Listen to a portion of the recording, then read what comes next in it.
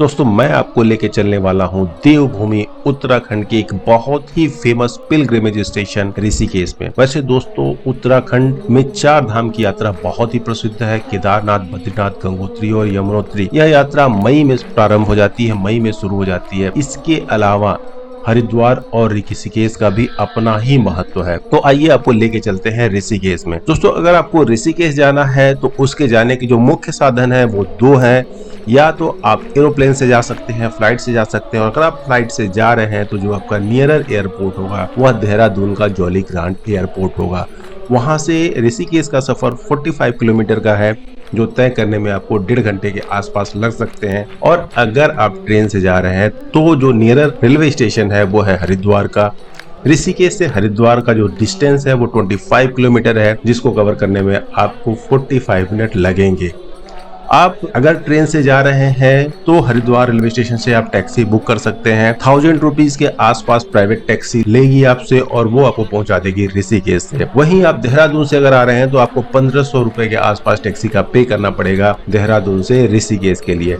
अब दोस्तों हम लोग को ये जानना है कि अगर आप ऋषिकेश पहुंच गए तो वहां पे क्या क्या एक्टिविटी कर सकते हैं।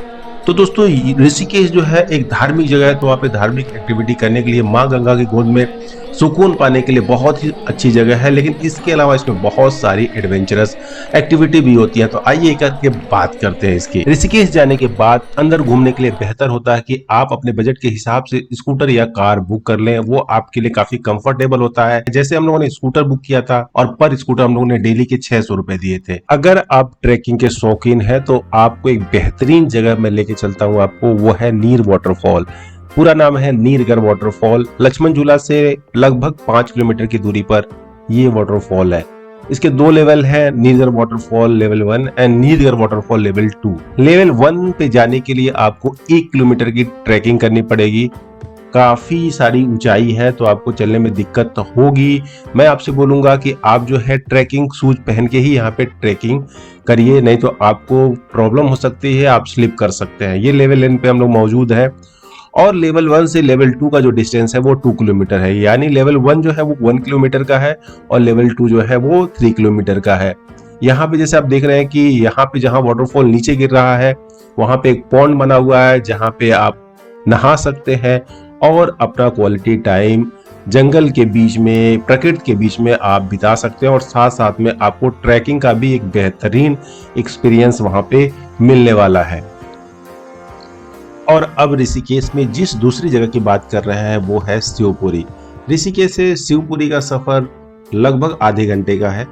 यहाँ पर काफी सारी एडवेंचर एक्टिविटी होती है, जैसे राफ्टिंग, कैंपिंग, बंगी जंपिंग, फायरफॉक्स और रोपवे। इसके अलावा बहुत सारी एडवेंचर एक्टिविटी आप शिवपुरी में कर सकते हैं। शिवपुरी थोड़ा सा रिमोट एरिया है, यहाँ पे भीड़ भाड़ ऋषिकेश के कंपेयर में काफी कम है। तो जिनको क्वालिटी टाइम बिताना है, जिनको नेचर के बीच में रहने का शौक है, वो यहाँ पे जा सकते हैं। और जिनको एडवेंचर एक्टिविटी करने का शौक है वो शिवपुरी जाए। यहाँ पर आप जो कैंपिंग है, पहले क्या होता था कि लोग बिल्कुल गंगा नदी के किनारे ही कैंपिंग करते थे और उसमें कई सारी जो है वो मिस हैपनिंग भी हुई और लोग भी काफी गंदगी फैलाते थे, जिससे गंगा नदी जो है वो गंदी होती थी। तो मिस हैपनिंग को बचाने के लिए और पोल्यूशन से बचाने के लिए गंगा नदी को जो बिल्कुल सी बैंक पे आप कैंपिंग नहीं कर सकते हैं, जो उसके नियरर रिजॉर्ट है वहां पे आप कैंपिंग कर सकते हैं। डे टाइम में आप कुछ टाइम जो है नदी के किनारे बिता सकते हैं। इसके अलावा जहां फ्लो कम है वहां पे आप स्नान भी कर सकते हैं। अब आपको लेके चलते हैं राम झूला पे। राम झूला लक्ष्मण झूला और जानकी झूला के बिल्कुल बीच मौजूद है। लक्ष्मण झूला, राम झूला और जानकी झूला एक ब्रिज है जो केबल पे बनी हुई है और ये गंगा नदी के ऊपर है। ये खास बात है कि राम झूले के पहले जो है आप मार्केटिंग का जो काफी सारा पार्ट राम झूले के पहले होता है। और जो मेडिटेशन सेंटर है, परमार्थ निकेतन है और बहुत सारे जो आश्रम है वो राम झूला और लक्ष्मण झूला या जिस भी झूले से आप जा रहे हैं जानकी झूला क्रॉस करके आप जाएंगे। जैसे अभी हम लोग पहुंच गए हैं परमार्थ निकेतन। ये बहुत ही सुंदर जगह है। यहाँ पे जो सायंकाल की 6 बजे की आरती होती है वो काफी फेमस होती है। परमार्थ निकेतन आप जरूर जाए, जब भी आप जाए आपको काफी सुकून मिलेगा और वहाँ का आरती देखना न भूलें। एक दूसरी एडवेंचर एक्टिविटी की बात करते हैं, वो है आपकी राफ्टिंग। राफ्टिंग आप जैसा कि जानते हैं काफ़ी डेंजरस एडवेंचर एक्टिविटी है, लेकिन आप पूरे सेफ्टी प्रिकॉशन के साथ अगर चल रहे हैं तो ये काफ़ी अच्छा है, काफ़ी मनोरंजक ये स्पोर्ट्स है। जैसे हम लोगों ने राफ्टिंग की थी और वहाँ पे जो आपको चार्ज पे करने पड़ते हैं वो 500 से 600 रुपये पर हेड पे करने होते हैं, वो डिपेंड करता है आप किस सीजन में जा रहे हैं। राफ्टिंग का जो वीडियो बनाने के लिए, गोप्रो से वीडियो बनाने के लिए आपको 500 रुपये पे करने पड़ सकते हैं। जब आप राफ्टिंग करेंगे तो लक्ष्मण झूला पहुंचने से पहले आपको क्लिफ जंपिंग करने को मिलेगा, उसका कोई आपको चार्ज नहीं देना पड़ेगा। क्लिफ जंपिंग काफी एडवेंचरस होता है। जब आप ऊपर से नीचे जंप करते हैं तो कुछ सेकंड के लिए जब आप वो मतलब हवा में होते हैं तो आप ग्रेविटी आपकी जीरो होती है।